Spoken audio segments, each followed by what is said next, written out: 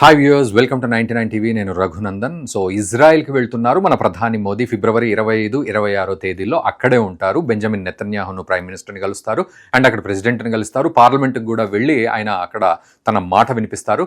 ఏదేమైనా మొత్తానికి ఎందుకు వెళ్తున్నారు అనేది చాలా ఆసక్తికరంగా మారింది. నిజంగా కూడా ఆసక్తికర ఇంపార్టెంట్ విషయాలు కూడా ఉన్నాయి అగ్రిమెంట్ విషయంలో. ఇక్కడ సైన్స్, టెక్నాలజీ, డిఫెన్స్ సిస్టమ్స్, తర్వాత ఫ్రీ ట్రేడ్ అగ్రిమెంట్ విషయంలో ఇవన్నీ కూడా మాట్లాడడానికి ఆయన వెళ్ళారు. ఏమిటి అనేది ఒకసారి మనం ఓవర్వ్యూలో చూద్దాం. సో ఏమిటి అంటే, ఇప్పటి వరకు మనము ఇజ్రాయెల్ని ఆదర్శంగా తీసుకొని ఐరన్ డోమ్ విషయంలో ఆదర్శంగా తీసుకొని ఏం చేసామంటే సుదర్శన చక్ర అని మన భారతదేశానికి కూడా తయారు చేస్తున్నాం. సో దాదాపు 2030 వరకు లోపే సుదర్శన చక్ర మన భారతదేశంలో ముఖ్యమైన పాయింట్స్లో ఈ S-400 సిస్టమ్స్ ఎట్లా అయితే ఉంటాయో అట్లాగే ఐరన్ డోమ్ సిస్టమ్స్ ఎట్లా అయితే ఉంటాయో అట్లాగే కొన్ని మెయిన్ పాయింట్స్లో ఈ సుదర్శన్ చక్రాకి సంబంధించిన అవన్నీ పెడతాం. మనం సర్వేలెన్స్ పెడితే మన దేశానికి రక్షణ కవచంలాగా ఉంటుంది. ఐరన్ డోమ్ ఎట్లయితే మిజైల్స్ వచ్చినా కూడా ఆపుతుందో అట్లా.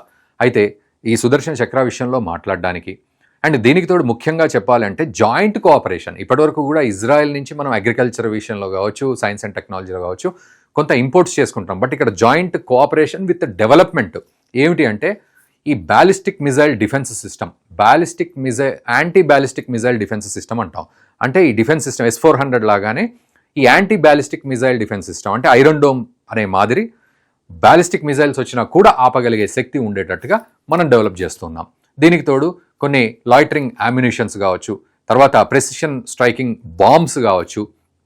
సో ఎట్లా అంటే 1000 బాంబులు ఏంటి అంటే డైరెక్ట్ ఆ బాంబే వెళ్ళి టార్గెట్ని రీచ్ అయ్యి అక్కడ బ్లాస్ట్ అయ్యే విధంగా ఆ బాంబు కూడా తయారు చేయడం జరుగుతుంది. టెక్నాలజీ యూజ్ చేసి, దాంట్లో ఉన్న ముడి సరుకుతో పాటు టెక్నాలజీ యూజ్ చేసి అట్లాంటి బాంబులు కావచ్చు, లేకపోతే ఈ బరాక్ మిజైల్స్కి సంబంధించిన విషయంలో అప్డేట్స్ కావచ్చు, ఇవన్నీ కూడా మనం మాట్లాడుతున్నాం. ఇదంతా కూడా సైన్స్లో, టెక్నాలజీలో అండ్ క్వాంటమ్ కంప్యూటింగ్ గురించి కూడా మనం మాట్లాడుతున్నాం. ఆర్టిఫిషియల్ ఇంటెలిజెన్స్ గురించి మనం మాట్లాడుతున్నాం. ఆల్రెడీ రష్యాతో మనం మాట్లాడాం. ఆర్టిఫిషియల్ ఇంటెలిజెన్స్, స్పేస్ ప్రోగ్రామ్స్లో కూడా రష్యాతో మనం టైఅప్ అవుతున్నాం. ఈవెన్ మనం ఈరోజు ఇజ్రాయెల్తో కూడా అదే పనిలో ఉన్నాం. ఆల్రెడీ మనము ఈ క్రాస్ బార్డర్ టెర్రరిజం గురించి ఇజ్రాయెల్తో కనెక్టివిటీలో ఉన్నాం. బార్డర్ సెక్యూరిటీ విషయంలో మనం కమ్యూనికేషన్లో ఉన్నాం. కౌంటర్ టెర్రరిజం విషయంలో మనం ఇజ్రాయెల్తో టైఅప్ అయి ఉన్నాం. మొసాద్ కూడా మనకు హెల్ప్ చేస్తూ ఉంటుంది. ముఖ్యంగా మనకు సంబంధించిన ఇంటెలిజెన్స్ విషయంలో మొసాద్ కూడా హెల్ప్ ఇవ్వడం, మనకు ఆ ఇన్ఫర్మేషన్స్ ఇవ్వడం చేస్తూ ఉంటుంది. అట్లా మనం ఈ రకంగా ఉన్నాం. ఇలా ఇజ్రాయెల్తో మనం జాయింట్ ఆపరేషన్ వెళ్తున్నాం. దాదాపు $10 బిలియన్ మనము ఆ బడ్జెట్ని ఖర్చు పెడుతూ ఉన్నాం ఈ విషయంలో. సో జాయింట్ ఆపరేషన్స్ జరుగుతున్నాయి.